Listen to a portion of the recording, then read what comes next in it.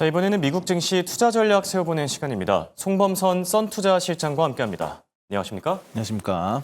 자, 미국 증시 흐름이 굉장히 좋은데 오늘 한 주 평을 남겨주신다면 어떻게 보십니까? 네, 기술의 혁신이 관세를 눌렀다 이렇게 좀 보고 있고요. 예. 기술이 뭐 엔비디아를 대표로 하는 그런 AI 칩에 대한 반도체 이런 것들이 상당히 좀 강세로 나타나면서 대부분의 기술주들이 오늘 나스닥 시장을 좀 이끌었다 이렇게 좀 보고요. 이런 점들이 트럼프 대통령이 좀 주장하고 있는 관세, 뭐 여러 국가들의 이런 것들에 대한 리스크, 부담감을 눌렀기 때문에 또 이렇게 또 큰 미국 시장의 상승이 도래했다 이렇게 좀 볼 수 있겠습니다. 네, 기술의 혁신이 관세를 눌렀다. 참 좋은 표현이네요. 네.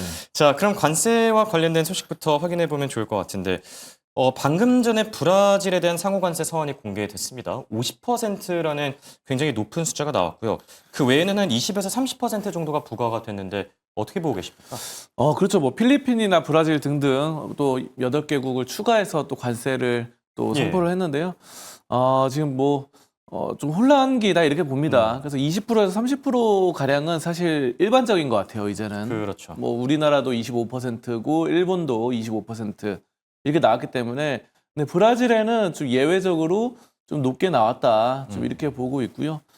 대부분은 그냥 일반적인 20% 30%대로 좀 나오는데 지금 이런 압박들은 여전히 좀 계속되고 있다라고 좀 판단을 하고 다만 이제 이런 것들이 좀 너무 오래 지속되다 보니까 약간 식상한 그런 것도 있습니다. 그래서 이게 갑자기 처음 이렇게 뭐 4월 달에 우리가 4월 달에 그때 상호관세 부과한다 했을 때는 그 쇼크가 어마어마했죠. 그렇죠. 그래서 나스닥 지수도 15,000포인트 아래로 떨어지고 했는데 이게 너무 질질 끌다 보니까 사람들도 내성이 생겨가지고 이제는 뭐 그러려는가 보다 뭐 그러고 이제 예. 근데 브라질 당사국은 굉장히 힘들 것 같아요. 그렇죠. 뭐 50%라는 수치는 사실 중국이 55%보다 보니까 또 유럽 연합이 50%고 하다 보니까 이런 점들은 또 아직까지 뭐 8월 1일까지 어느 정도 협상을 좀 해가는 부분이 있으니까 아직은 좀 더 지켜봐야 되겠다 이렇게 보고 있습니다.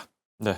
안 그래도 최근에 브릭스 정상회의가 개최되면서 뭐 브라질과는 계속해서 사이가 좀 안 좋았었죠. 그래서 이 50%라는 숫자가 나오지 않았나 생각이 들고 자, 이어서 밤사이 FOMC 의사록도 공개됐는데 어떻게 나왔습니까? 네, 그렇죠. 금리 인하에 대한 것들이 좀 옥신각신했는데 그 위원들 사이에서 금리 인하 전망이 좀 엇갈리는 사이였고요. 금리 인하를 빨리 해야 된다라는 측면이 있는 반면 또 금리 인하는 천천히 해도 상관없다라고 좀 말하는 측면도 있죠. 그렇기 때문에 일단은 7월에 기준금리 인하가 가능하다고 본 위원은 2~3명의 소수 의견입니다. 그래서 2~3명만 그렇고 나머지 대다수의 위원들은 올해 하반기 후반에 금리를 좀 인하를 검토해야 된다 이렇게 보고 있고요. 예. 그 관세에 대한 물가 충격이 일시적이거나 완만한 것으로 좀 보고 있기 때문에 올해 후반, 그러니까 하반기에 뭐 10월, 11월, 9월 뭐 이럴 때 그럴 때 인하가 좀 적절하지 않나. 뭐 대다수가 약간 이런 쪽으로 기울어져 있는데 그 중에서도 트럼프 대통령 같은 경우는 좀 빨리 좀 진행을 해라 뭐 이런 말들이 나오기 때문에 이런 좀 또 무시할 수 없는 뭐 이런 공방이 오고 가고 있다 이렇게 좀 보고 있습니다. 네. 아무래도 뭐 7월은 조금 이른 것 같고 뭐 이번 네. 달이니까요.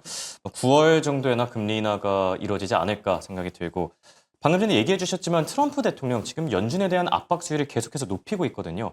파월에 대한 저격 발언을 또 내놓지 않았습니까? 그렇죠. 파월을 뭐 해임해야 된다. 빨리 사표 써라 이렇게 말을 하고 있고 뭐 후임자들을 뭐 2~3명 만들었다 뭐 이런 말들 계속해서 해오고 있고요. 그리고 지금 3%나 금리를 낮춰야 된다 뭐 이런 말을 하고 있거든요. 정말 좀 과감하게 던지는 것 예. 같습니다.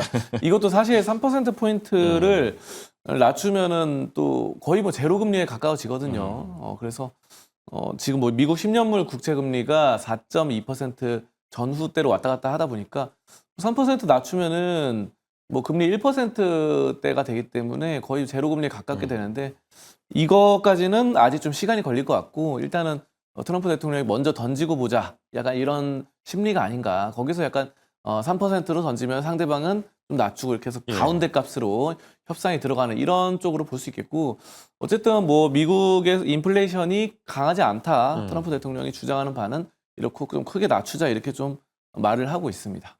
네. 자, 끝으로 밤사이 발표된 경제 지표들까지 확인해 볼까 하는데요. 10년물 국채 입찰 생각보다 수요가 양호하지 않았습니까? 그렇죠. 10년물 국채금리는 국채는 굉장히 입찰이 좋고 응찰률이 2.61배 나오면서 수요가 좋았는데 확실히 그러니까 미국이 사실 경제적으로도 그렇고 뭐 군사적으로도 그렇고 굉장히 전 세계 1위 국가인데 여기서 나오는 금리가 뭐 4% 넘는다 이러니까 지금 이거는 정말 대단한 겁니다. 지금 우리나라 한국의 국채 금리가 지금 2.6%, 2.7% 이러기 때문에 예. 상대적으로 신용도가 높은 미국이 더 이자를 많이 줘요. 미국을 사면은 더 이자를 많이 주기 때문에 이런 점들은 당연히 수요가 높을 것 같고 또 미국의 5월 도매 이런 재고가 전월비 0.3% 하락을 했는데 뭐 이 예상치와 부합을 했습니다. 예. 그리고 애틀랜타 연은 같은 경우도 미국의 2분기 GDP 전망치를 2.6%로 제시를 했는데요. 뭐 2.6%도 그렇게 나쁜 건 아니라고 봐요. 네, 그렇죠. 왜냐하면 덩치가 워낙에 크다 보니까 지금 사실 뭐 한국의 GDP 성장률과 좀 비교를 해보면은 오히려 미국의 성장률이 더 강한 뭐 이런 수치로 나타나기 때문에 아직까지는 뭐 크게 걱정할 성장률은 아니다. 뭐 이렇게 좀 판단하고 있습니다. 네, 경제 지표들까지 체크해 봤고요. 이번엔 종목단 이슈로 한번 넘어가 보죠. 엔비디아 오늘 새로운 이정표를 썼는데요. 결국 시총 4조 달러를 돌파하지 않았습니까? 맞습니다. 4조 달러면은 우리나라 돈으로 5,506조에 달하는데요. 정말 대단합니다. 예. 이게 지금 우리나라 증시 뭐 전체를 다 합쳐서 해도 이 정도가 안 나오기 때문에 정말 전 세계적인 처음으로 세운 이정표가 아닌가 싶고요. 이런 것들이 뭐 생성형 AI 열풍에 따라서 이렇게 좀 되고 있는 시점인데요. 엔비디아가 처음에는 이제 그래픽 카드 이 회사로 좀 출발을 해가지고 했는데 이 정도로 성장할 줄은 예전에는 뭐 불과 5년 전까지만 해도 아무도 몰랐죠. 예. 그런데 그래픽 카드에 대한 수요가 굉장히 늘면서 AI를 하면서 이렇게 돼버렸습니다. 그래서 GPU가 CPU를 뛰어넘어 버렸죠. 어떻게 보면 그렇게 되기 때문에 지금 상당히 작년 2월에 시총 2조 달러를 넘어선 데 이어서 또 작년 6월에는 3조 달러를 넘어섰죠. 이렇게 고성장, 그러니까 이런 시가총액 수준에서 굉장히 빠르게 올라오고 있습니다. 그래서 마이크로소프트와 애플을 제치고 현재 세계에서 가장 가치 있는 기업으로 올라섰는데요.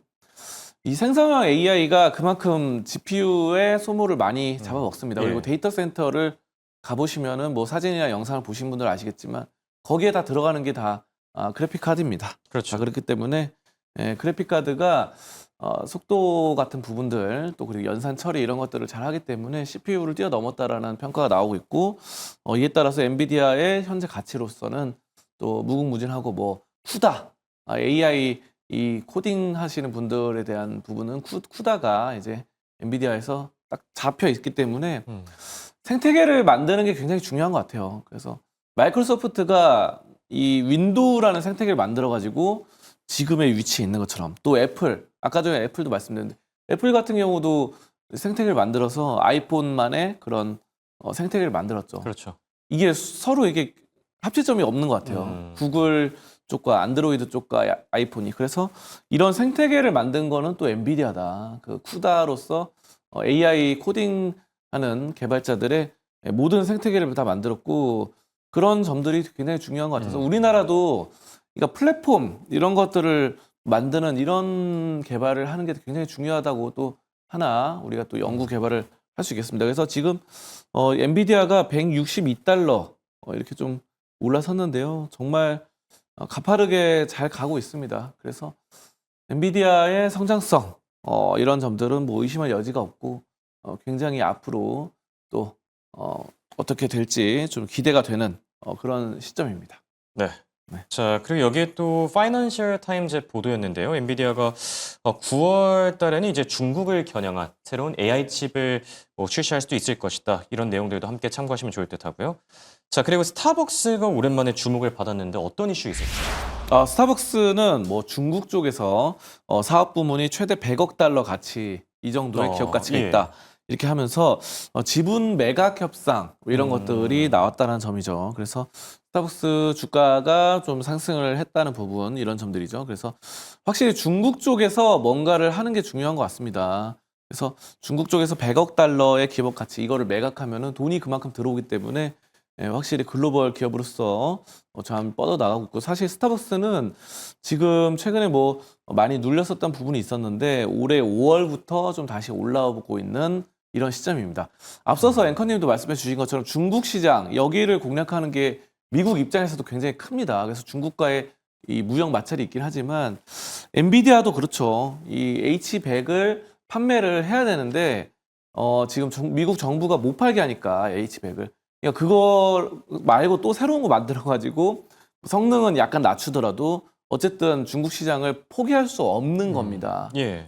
중국 시장이 인구도 많고 성장성이 어마어마하다 보니까 엔비디아도 그렇고 스타벅스도 그렇고 결국은 중국 시장을 공략을 할 수밖에 없고 중국에 대한 관세가 55%에서 더 낮아지지는 않을 것 같아요. 그래서 또 이런 중국 시장 놓치면 가장 손해 보는 게 또 미국이다 보니까 또 애플 같은 경우도 중국에 생산 공장이 가장 많고 이런 부분들. 다만 이제 인도 쪽으로 또 많이 옮긴다고 하네요. 애플은. 자, 그래서 스타벅스는 어쨌든 중국에서도 많은 또 인기 있는 커피 브랜드이기 때문에 앞으로의 성장성 이런 것들은 또 좋아질 것이다 이렇게 좀 판단을 하고 있고 전 세계적으로 또 우리나라에선 스타벅스가 또 단연 또 1위 아니겠습니까? 네, 그래서 예. 이런 점들이 또 계속해서 강조가 되고 있어서 스타벅스의 앞으로의 이런 글로벌 공략이 또 기대된다 이렇게 보고 있습니다. 네, 스타벅스의 주가 흐름도 꾸준히 체크하면 좋을 듯하고요. 자, 그리고 유나이티드 헬스 올해 들어서 주가가 굉장히 많이 빠졌었는데 서학개미들이 또 많이 갖고 있는 종목이기도 하거든요. 어떤 이슈들이 있었을까요? 그렇죠. 이거는 법적인 악재가 있었는데요. 메디케어, 이 어드밴티지 프로그램 청구 이것과 관련해서 미국 법무부로부터 이 정밀 조사를 받았다라는 점이죠. 그래서 이게 이제 미국 최대의 보험사라 볼 수 있는데 어떻게 얼마나 심각하면은 최근에 이제 사직한 이 그만뒀던 의사들 그리고 그만뒀던 직원들까지 지금 조사를 들어가고 있습니다.